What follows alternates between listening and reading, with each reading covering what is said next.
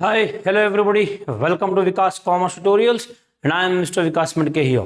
So ಸ್ನೇಹಿತರೆ, ಇವತ್ತಿನ topic ನೀವು ಆಗಲೇ ನೋಡ್ದಂಗೆ ತಮ್ಮನೆಲ್ಲ ನೋಡಿರ್ಬೋದು, ಬೋರ್ಡ್ ಮೇಲೆ ಕೂಡ ಕಾಣ್ತಾ ಇದೆ. ಎಕನಾಮಿಕ್ಸ್ ಅರ್ಥಶಾಸ್ತ್ರ ವಿಷಯದ 6 ಅಂಕಗಳ ಪ್ರಮುಖ ಪ್ರಶ್ನೆಗಳು ಯಾವ್ಯಾವಾಗಿರಬೇಕು ಅಂತೇಳಿ ಇವತ್ತಿನ ಸೆಷನಲ್ಲಿ ಚರ್ಚೆ ಮಾಡುವಂಥದ್ದು. ಇದು both English medium as well as Kannada medium ಎರಡೂ ಲ್ಯಾಂಗ್ವೇಜ್ನಲ್ಲಿ ತೊಗೊಂಡ್ಬರ್ತಾ ಇದ್ದೀವಿ. ಎರಡೂ ಲ್ಯಾಂಗ್ವೇಜ್ನಲ್ಲಿ ಕೂಡ ಕೊಡ್ತಾ ಇದ್ದೀನಿ. ನಿಮ್ಮ ಬ್ಲೂ ಪ್ರಿಂಟನ್ನು ನೋಡಿದಾಗ 5 ಚಾಪ್ಟರ್ಗಳ ಮೇಲೆ ಒಂದೊಂದು ಕ್ವಶನ್ ಬರ್ತದೆ. 6 ಮಾರ್ಕ್ಸ್ಗೆ 5 ಕ್ವಶನ್ ಅನ್ನು ಅವರ ಎಕ್ಸಾಮ್ನಲ್ಲಿ ಕೇಳ್ತಾರೆ.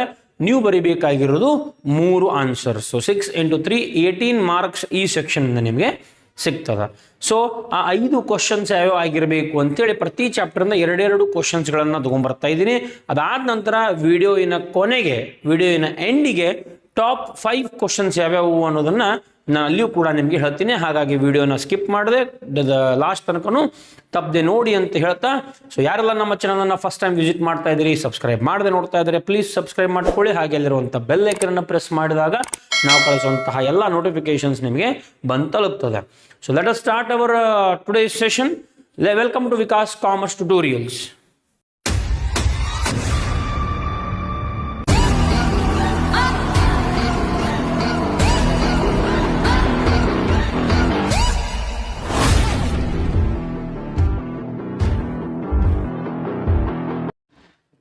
ಓಕೆ ವಿದ್ಯಾರ್ಥಿಗಳು, 8 ಮಾರ್ಕ್ಸ್ ಇಂಪಾರ್ಟೆಂಟ್ ಕ್ವಶನ್ಸ್ ಯಾವ್ಯಾವು ಅಂತ ನೋಡೋದಾದರೆ, ಸೊ ಇಲ್ಲಿ ಬ್ಲೂ ಪ್ರಿಂಟ್ ಪ್ರಕಾರ ಯಾವ್ಯಾವ ಚಾಪ್ಟರಿಂದ ಬರುತ್ತೆ ನಮ್ಮ 6 ಮಾರ್ಕ್ಸ್, 8 ಅಲ್ಲ 6 ಮಾರ್ಕ್ಸ್ ಕ್ವಶನ್ಸ್.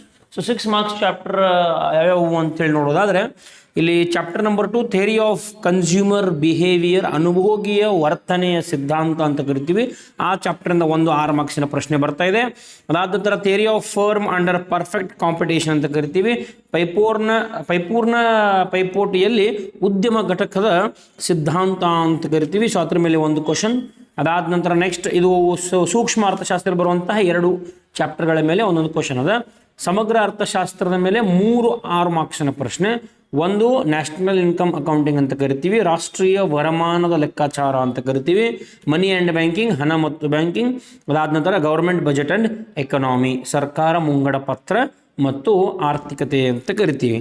ಸೊ ಈ ರೀತಿ 5 ಚಾಪ್ಟರ್ಗಳ ಮೇಲೆ ಏನಾಗ್ತದಪ್ಪ ಅಂದರೆ ಒಂದೊಂದು ಕ್ವಶನ್ 6 ಮಾರ್ಕ್ಸ್ಗೆ ಬರ್ತದೆ. ಸೊ ಈಗ ಫಸ್ಟ್ ಚಾಪ್ಟರ್ ನಾನಿಲ್ಲಿ 3 ಕ್ವಶನನ್ನು ಬರೆದಿದ್ದೀನಿ ಬೇಸ್ಡ್ ಆನ್ ಪ್ರೀವಿಯಸ್ ಇಯರ್ಸ್ ಮತ್ತು ನಮ್ಮ ಅನುಭವದ ಆಧಾರದ ಮೇಲೆ 3 ಇಂಪಾರ್ಟೆಂಟ್ ಕ್ವಶನ್ಸನ್ನು ಬರೆದಿದ್ದೀವಿ. Explain optimal choice of consumer. So ಈ ಆಪ್ಟಿಮಲ್ ಚಾಯ್ಸ್ ಆಫ್ ಕನ್ಸ್ಯೂಮರ್ ಅನ್ನೋದು ಬಹಳಷ್ಟು ಸಲ ಬರ್ತಾ ಇರುವಂತಹ ಒಂದು ಕ್ವಶನ್ ಆಗಿರ್ತದೆ.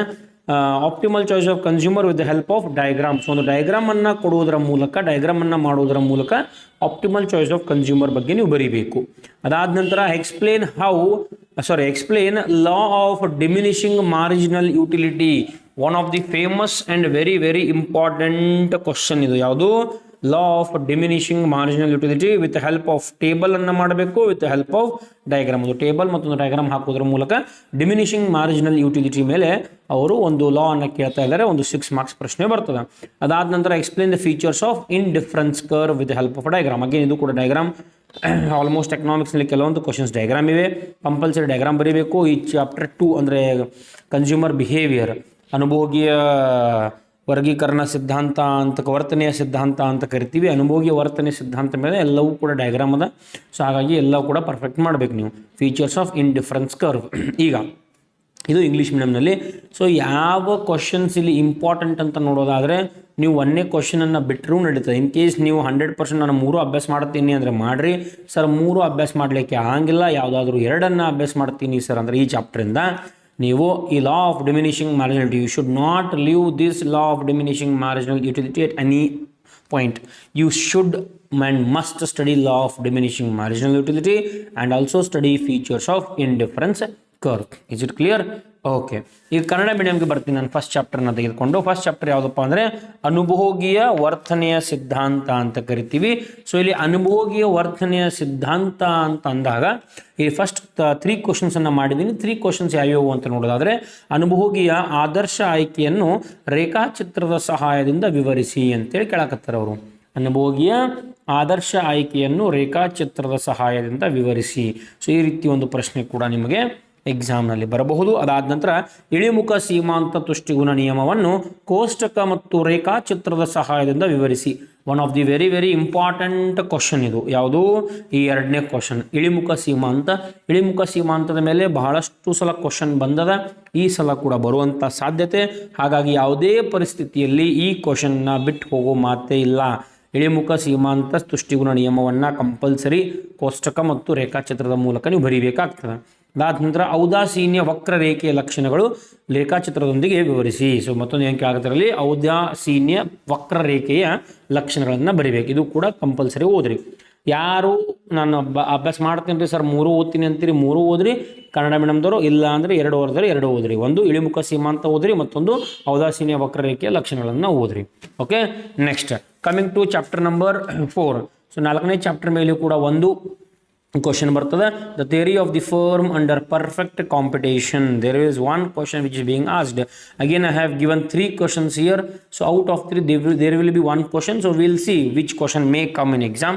First question is explain market supply curve with the help of a diagram. Again you should and must put a diagram and explain the market supply curve. Again go for explain short run supply curve firm with the help of diagram. And the third one is explain average revenue and total revenue firm under perfect competition with a diagram. So according to me, out of these 3 questions, the first important question is number 1, that is supply curve. Market supply curve should and must be perfect. And the second one, go for average revenue and total revenue. At any cost you should and not leave the market supply curve. So 2ನೇ 6 marks ಪ್ರಶ್ನೆಗೆ ಬಂದಾಗ ಸ್ನೇಹಿತರೆ, ಪರಿಪೂರ್ಣ ಪೈಪೋಟಿಯಲ್ಲಿ ಉದ್ಯಮ ಘಟಕದ ಸಿದ್ಧಾಂತ ಈ ಒಂದು ಅಧ್ಯಾಯದ ಮೇಲೆ ಒಂದು ಕ್ವಶನ್ ಬರ್ತದೆ. 2 ಕ್ವಶನ್ಸ್ಗಳನ್ನು ಕೊಟ್ಟಿದ್ದೀನಿ, 2 ಪರ್ಫೆಕ್ಟ್ ಮಾಡ್ರಿ. ಮಾರುಕಟ್ಟೆ ಪೂರೈಕೆ ರೇಖೆಯನ್ನು ರೇಖಾಚಿತ್ರದೊಂದಿಗೆ ವಿವರಿಸಿ. ಯಾವುದ್ರ ಬಗ್ಗೆ ಕೇಳಕತ್ತಾರ ಅವರು? ಪೂರೈಕೆ ರೇಖೆ, ಮಾರುಕಟ್ಟೆಯ ಪೂರೈಕೆ ರೇಖೆಯ ಬಗ್ಗೆ ಕೇಳ್ತಾರೆ. ಸೊ ಕಂಪಲ್ಸರಿ ಅದನ್ನು ಓದಬೇಕು.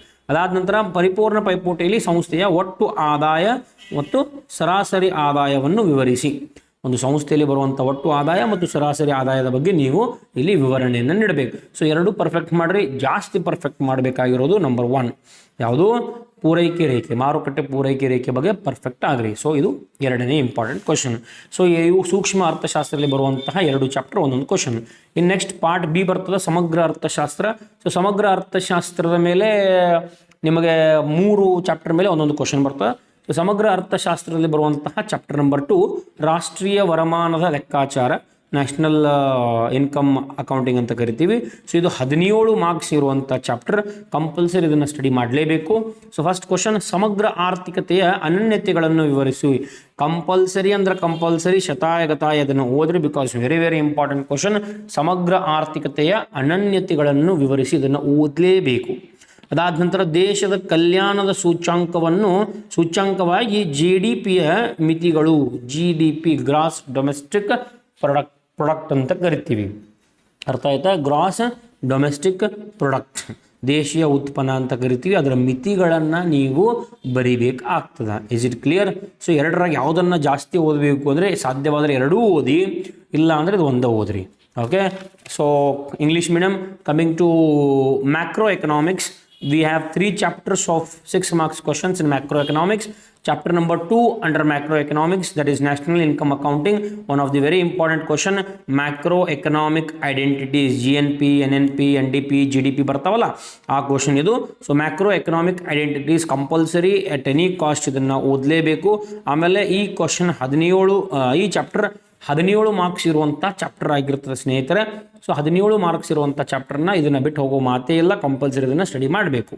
Is it clear? ಅದಾದ ನಂತರ ಲಿಮಿಟೇಷನ್ಸ್ ಆಫ್ GDP ಓದ್ರಿ, gross domestic product as an index of welfare of a country. ಇದನ್ನು ಬೇಕಾದರೆ ಓದ್ರಿ, ಬೇಡಾದ್ರೆ ಬಿಡ್ರಿ, ಬಟ್ ಟೈಮ್ ಇದ್ರೆ 2 ಓದ್ರಿ ಸರ್. ಸ್ಟಿಲ್ ವೆರಿ ಇಂಪಾರ್ಟೆಂಟ್ ಅಂದರೆ ಇದು ಯಾವುದು? Macro economic identities. Coming to chapter number 3, ಅಲ್ಲಿ ಮ್ಯಾಕ್ರೋ ಎಕನಾಮಿಕ್ಸ್ ಬರುವಂಥ chapter number 3 money and banking, ಹಣ ಮತ್ತು ಬ್ಯಾಂಕಿಂಗ್ ಅಂತ ಕರಿತೀವಿ. ಇಲ್ಲಿ 3 ಕ್ವಶನ್ಸ್ ಅನ್ನು ಕೊಟ್ಟಿದ್ದೀನಿ. Explain open market operations, OMO ಅಂತ ಕರಿತೀವಿ, ಓಪನ್ ಮಾರ್ಕೆಟ್ ಆಪರೇಷನ್ಸ್. ಇದ್ರ ಬಗ್ಗೆ ನೋಡ್ರಿ, ಇದು ವೆರಿ ಇಂಪಾರ್ಟೆಂಟ್. ಯಾವುದು? Functions of money. Explain functions of money. How does money overcome shortcoming of a barter system? How does money overcome shortcoming of a barter system? So ಇದನ್ನು ಕೂಡ compulsory ಓದಬೇಕು. ಒಂದು functions of ಮನಿ ಕೇಳಕತ್ತಾರೋ, ಮತ್ತೊಂದು how does it overcome the barter system ಅಂತ ಕೇಳಕತ್ತಾರೆ. Next ಮೂರನೇದು write a story of gold Smith Lala on the process of deposit loan creation by commercial banks. ಇದು ಕೂಡ ಪ್ರಿಪರೇಟರಿಯಲ್ಲಿ ಬಹಳಷ್ಟು ಕಡೆ ಬಂದಿರುವಂತಹ ಕ್ವಶನ್ ಆಗಿರ್ತದೆ, ಇದನ್ನು ಓದ್ರಿ. ಸೊ ಈಗ ಮೂರರಲ್ಲಿ ಯಾವುದನ್ನ ಪರ್ಫೆಕ್ಟ್ ಓದಬೇಕಪ್ಪ ಅಂದ್ರೆ ಇಲ್ಲಿ VIP ಅಂತ ಮಾಡಿದೆ ನೋಡ್ರಿ, ಯಾವುದು functions of money. This should be perfect. Another one if you want to study go for the story, Goldsmith ಲಾಲಾ ಅವರ ಸ್ಟೋರಿಯನ್ನ ಈ ಡೆಪಾಸಿಟ್ ಲೋನ್ ಕ್ರಿಯೇಷನ್ಗೆ ಯೂಸ್ ಮಾಡಿಕೊಂಡು ಬರೀಬೇಕಾಗ್ತದೆ. Is it clear? ಸೊ ಕನ್ನಡದಲ್ಲಿ ಈಗ ಚಾಪ್ಟರ್ ನಂಬರ್ 3 ಸಮಗ್ರ ಅರ್ಥಶಾಸ್ತ್ರದಲ್ಲಿ ಬರುವಂತಹ ಚಾಪ್ಟರ್ ನಂಬರ್ 3 ಯಾವುದಪ್ಪ ಅಂದ್ರೆ ಹಣ ಮತ್ತು ಬ್ಯಾಂಕಿಂಗ್ ಅಂತ ಕರಿತೀವಿ. ಹಣ ಮತ್ತು ಬ್ಯಾಂಕಿಂಗ್ನಲ್ಲಿ ಸ್ನೇಹಿತರೆ 3 ಕ್ವಶನ್ಸ್ ಅನ್ನ ಮಾಡಿದ್ದೀನಿ. ಒಂದು ಮುಕ್ತ ಮಾರುಕಟ್ಟೆ ಕಾರ್ಯಾಚರಣೆಯನ್ನು ವಿವರಿಸಿ, ಮುಕ್ತ ಮಾರುಕಟ್ಟೆ ಬಗ್ಗೆ ಕೇಳ್ತಾ ಇದ್ದಾರೆ ಅವರು. ಎರಡನೇದು ಹಣದ ಕಾರ್ಯಗಳು, ಇದು very very very important question. So ಇಲ್ಲಿ ಬಿಡಲೇಬಾರದಂಥ ಕ್ವಶನ್ ಯಾವುದು? ಹಣದ ಕಾರ್ಯಗಳನ್ನು ಓದಬೇಕು. ಅದೇ ರೀತಿ ಇದು ಹೇಗೆ ಸಾಟಿ ವಿನಿಮಯ ಪದ್ಧತಿ, ಏನು ವಿನಿಮಯ ಪದ್ಧತಿ ಇತ್ತಲ್ಲ ಆ ವಿನಿಮಯ ಪದ್ಧತಿಯ ದೋಷಗಳನ್ನು ಇದು ಯಾವ ರೀತಿ ನಿವಾರಿಸ್ತದ ಅಂತೇಳಿ ತಿಳಿಸಬೇಕು. ಸೊ ಆ ದೋಷಗಳನ್ನು ತಿಳಿಸುವಂಥ ಕೆಲಸ ಇದು ಮಾಡ್ತದೆ, ಇದು ಯಾವ ರೀತಿ ಮಾಡ್ತದೆ ಅನ್ನೋದನ್ನು ಓದಬೇಕು. ಅದಾದ ನಂತರ ವಾಣಿಜ್ಯ ಬ್ಯಾಂಕುಗಳಿಂದ ಠೇವಣಿ ಸಾಲದ ರಚನೆಯ ಪ್ರಕ್ರಿಯೆಯಲ್ಲಿ ಗೋಲ್ಡ್ ಸ್ಮಿತ್ ಲಾಲಾ ಅವರ ಕಥೆಯನ್ನು ಬರೆಯಿರಿ. ಸೊ ಲಾಲಾ ಅವರ ಕಥೆಯ ಬಗ್ಗೆ ನೀವು ಇಲ್ಲಿ ಒಂದು ಬರೀಬೇಕಾಗ್ತದೆ. ಯಾವುದು? ಠೇವಣಿ ಸಾಲದ ರಚನೆ ಯಾವ ರೀತಿ ಮಾಡಬಹುದು ಅಂತೇಳಿ ಲಾಲಾ ಅವರ ಒಂದು ಕಥೆಯನ್ನು ಬಳಸ್ಕೊಂಡು ಬರೀಬೇಕಾಗ್ತದೆ. Is it clear? Okay, last ಕ್ವಶನ್ಗೆ ಬರೋದಾದ್ರೆ last chapter government budget and economy, ಸರ್ಕಾರದ ಮುಂಗಡ ಪತ್ರ ಮತ್ತು ಆರ್ಥಿಕತೆ. ಇಲ್ಲಿ ವೆಚ್ಚಗಳ ವರ್ಗೀಕರಣ ಮತ್ತು ಆದಾಯಗಳ ವರ್ಗೀಕರಣ ಅಂತ ಬರ್ತದೆ. Classification of receipts, classification of expenditure. ಎರಡೂ are VIP, both are VIP at any cost. ಎರಡೂ ಓದ್ರಿ, ಎರಡರಾಗ ಒಂದು ಕಂಪಲ್ಸರಿ ಬಂದೇ ಬರ್ತದೆ. Is it clear? ಸೊ ಕನ್ನಡದಲ್ಲಿ ಸರ್ಕಾರದ ಮುಂಗಡ ಪತ್ರ ಮತ್ತು ಆರ್ಥಿಕತೆ ಅಂತ ಕರಿತೀವಿ, ವೆಚ್ಚದ ವರ್ಗೀಕರಣ ಮತ್ತು ಸ್ವೀಕೃತಿ ಅಂತ ಕರಿತೀವಿ, ಆದಾಯ ಅಥವಾ ಸ್ವೀಕೃತಿ. ಸೊ ವೆಚ್ಚದ ವರ್ಗೀಕರಣವನ್ನು ವಿವರಿಸಿ, ಸ್ವೀಕೃತಿಗಳ ವರ್ಗೀಕರಣವನ್ನು ವಿವರಿಸಿ. ಎರಡೂ ಕಂಪಲ್ಸರಿ ಓದ್ರಿ, ಎರಡೂ ಬರ್ತಾವ್ರಿ. Is it clear? ಸೊ ಇಲ್ಲಿ ನಾನು ಟಾಪ್ 5 ಅನ್ನು ಮಾಡೋದಾದರೆ ಇಲ್ಲಿ ಚಾಪ್ಟರ್ ನಂಬರ್ 2 ಇಂದ ನಾನು ಕೊಡುವಂಥ ಟಾಪ್ 5 ಕೆಲವೊಂದು ಸಲ ಬರದೇ ಇರಬಹುದು. ನಾವು ಮೊನ್ನೆ ಬಿಸ್ನೆಸ್ ಸ್ಟಡಿಯಲ್ಲಿ ಕೂಡ ಹಾಕಿದ್ವಿ. ಬಿಸ್ನೆಸ್ ಸ್ಟಡಿಯಲ್ಲಿ ನಾನು ಹೇಳಿದಂಥ ಕ್ವಶನ್ಸ್ ಎಲ್ಲವೂ ಕೂಡ ಅಲ್ಲಿ ಕಾಣ್ತಾ ಇದ್ದು. ಎಸ್ಪೆಷಲಿ ಟಾಪ್ ಅಂತ ಏನು ಮಾಡಿದ್ವಿ, ಟಾಪ್ ಸೀರೀಸ್ ಅಂತೇಳಿ ಎಲ್ಲವೂ ಕಾಣಿಸಿತ್ತು. ಬಟ್ ಅದೇ ಆಧಾರದ ಮೇಲೆ, ಅದೇ ಹಳೆ ಕ್ವಶನ್ ಪೇಪರ್ಸ್ಗಳ ಆಧಾರದ ಮೇಲೆ, ಅನುಭವದ ಆಧಾರದ ಮೇಲೆ ಹೇಳ್ತಾ ಇದ್ದೀನಿ. ಸೊ ಈ ರೀತಿ ಟಾಪ್ 5 ಆಗಬಹುದು. ಒಂದು ವೇಳೆ ಬರಲಿಲ್ಲ ಅಂದರೆ I am sorry, we are not responsible still. But ಒಂದು 2-3 100%, 2 ಆ ಕಡೆ ಸಿಕ್ಕೇ ಸಿಗ್ತಾವ್ರಿ. ಸೊ ಇಳಿಮುಖ ಸೀಮಾಂತವನ್ನು ಪರ್ಫೆಕ್ಟ್ ಮಾಡಿರಿ. This will be my top 1. ಇಳಿಮುಖ ಸೀಮಾಂತ ತುಷ್ಟಿಗುಣ ನಿಯಮವನ್ನು ಕಂಪಲ್ಸರಿ ಓದಬೇಕು, ಒಂದನೇದು. ಎರಡನೇದು ಮಾರುಕಟ್ಟೆ ಪೂರೈಕೆ ರೇಖೆಯನ್ನು ಕಂಪಲ್ಸರಿ ಮಾಡಿರಿ, ಟಾಪ್ 2. ಅದಾದ ನಂತರ ಮೂರನೇದು ಸಮಗ್ರ ಆರ್ಥಿಕತೆಯ ಅನನ್ಯತೆಗಳನ್ನು ವಿವರಿಸಿ, ಟಾಪ್ 3. ಇದನ್ನು ಓದಲೇಬೇಕು. ಹಣ ಮತ್ತು ಬ್ಯಾಂಕಿಂಗ್ ಅಂತ ನೋಡಿದಾಗ ಇಲ್ಲಿ ಹಣದ ಕಾರ್ಯಗಳ ಬಗ್ಗೆ ನೀವು ಓದಲೇಬೇಕು. ಆಮೇಲೆ ಅದರ ದೋಷ, ಸಾಟಿ ವಿನಿಮಯ ಪದ್ಧತಿನ ಯಾವ ರೀತಿ ದೋಷಗಳನ್ನು ನಿವಾರಣೆ ಮಾಡ್ತವೆ, ಇಲ್ಲಿ ಎರಡೂ ಓದ್ರಿ. ಎರಡೂ ಕ್ವಶನ್ಸನ್ನು ಓದಬೇಕು, ಎರಡರಾಗ ಒಂದು ಬರ್ತದೆ. ಸೊ ಅಲ್ಲಿ 4, ಇಲ್ಲಿ 2, 6 ಕ್ವಶನ್ಸನ್ನು ಕಡ್ಡಾಯವಾಗಿ ಓದಲೇಬೇಕು. Is it clear? ಕಂಪಲ್ಸರಿ 6 ಅಂತೂ ಓದ್ರಿ. ಈಗ ಸರ್ 6 ಕಡಿಮೆ ಅನಿಸ್ತದೆ, ಇನ್ನೂ ಒಂದು ಸ್ವಲ್ಪ ಹೇಳಿ. ಯಾಕಂದ್ರೆ ಈ 6ರಾಗಿನ ಒಂದು 2 ಬರ್ತಾವ್ರಿ, 100% 2 ಬಂದ ಬರ್ತಾವೆ. 3 ಬರಬಹುದು, ಹೇಳಲಿಕ್ಕೆ ಸಾಧ್ಯ ಇಲ್ಲ. 3 ಬರ್ಬೋದು, 5ಕ್ಕೆ 5 ಬರಬಹುದು. ಬಟ್ ಸ್ಟಿಲ್ ನಾನು 6 ಕೊಡ್ತಾ ಇದ್ದೀನಿ. ಸೊ ನೀವು ನೋಡ್ರಿ, ಯಾರ್ಯಾರು ಇನ್ನೂ ಅಭ್ಯಾಸ ಮಾಡಬೇಕು ಅಂತ ಅನಿಸ್ತದೆ, ನಾನು ಏನು ಇಲ್ಲಿ ಕ್ವಶನ್ಸ್ ಕೊಟ್ಟಿದ್ದೀನಿ ಎಲ್ಲವನ್ನೂ ಕೂಡ ಪರ್ಫೆಕ್ಟ್ ಮಾಡಿ. ಆಮೇಲೆ ಇಂಗ್ಲೀಷ್ ಮೀಡಿಯಮ್ನಲ್ಲಿ ಬರೋದಾದರೆ I will give you top 5. Here you should go for law of diminishing marginal utility, you should study it. This is my top 1. See, if I am giving this as top 1, it doesn't mean that this won't come. It may also come. Features of indifference curve. It is also very, very important. Those who are very good at studying, study both. Actually, you should study all the questions which I have given here. Okay? But who want average marks, you can go for what questions I am saying. Coming to second, explain the market supply curve. This is very important. Coming to third question, macroeconomic identities, GDP, GNP, NDP. Adad nantra money and banking, go for functions of money, and government budget and economy, go for both classification of expenditure, classification of receipts. You need to study both the questions. So here in my top 1, I have given top 6 questions. Out of this, 200% they may come, or also sometimes 3 and 4, 5 also may repeat, but still 2 I am guaranteeing. If you want to study more, you should study all. Otherwise, go here, go for indifference curve from this chapter, that is 7th question. Then if you still want to study, here you can go for a Goldsmith Lala story. Okay, that will be your 8 questions. If you want another 2. ನಿಮ್ಗೆ ಇನ್ನೂ 2 questions, ಇಲ್ಲಿ 6 ಇನ್ನೂ 2 questions ಬೇಕು ಅನ್ಸಿದ್ರೆ ಇಲ್ಲಿ ಔದಾಸೀನ್ಯ ವಕ್ರರೇಖೆಯ ಲಕ್ಷಣಗಳನ್ನು ಮಾಡ್ರಿ ಕಂಪಲ್ಸರಿ. ಆಮೇಲೆ ಗೋಲ್ಡ್ ಸ್ಮಿತ್ ಲಾಲಾ ಅವರ ಒಂದು ಈ ಸಾಲದ ರಚನೆಯ ಬಗ್ಗೆ ಕೂಡ ನೀವು ಅಭ್ಯಾಸ ಮಾಡ್ರಿ. ಅಂದ್ರೆ 8 ಕ್ವಶನ್ಸ್ಗಳನ್ನು ಅಭ್ಯಾಸ ಮಾಡಿದಂಗೆ ಆಗ್ತದೆ. 8 questions I think you can afford.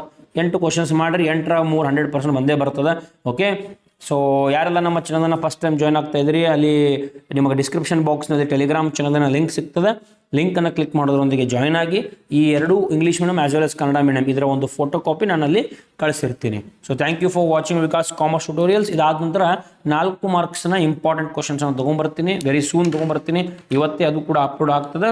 So thank you for watching Vikas commerce Tutorials. ಯಾರಿಗೆಲ್ಲ ಇದು ಹೆಲ್ಪ್ ಆಗ್ತದೆ ಅನಿಸ್ತದೆ ಅವರೆಲ್ಲರಿಗೂ ಕೂಡ ಇದನ್ನು ಶೇರ್ ಮಾಡಿ, ನಮ್ಮನ್ನು ಕೂಡ ಬೆಳೆಸಿ, ನಮಗೆ ನಿಮ್ಮ ಒಂದು ಸಹಾಯ ಮಾಡಲಿಕ್ಕೆ ನಮಗೂ ಕೂಡ ಅವಕಾಶ ಮಾಡಿಕೊಡಿ ಅಂತ ಕೇಳ್ತಾ ಧನ್ಯವಾದಗಳನ್ನು ಅರ್ಪಿಸ್ತೀನಿ.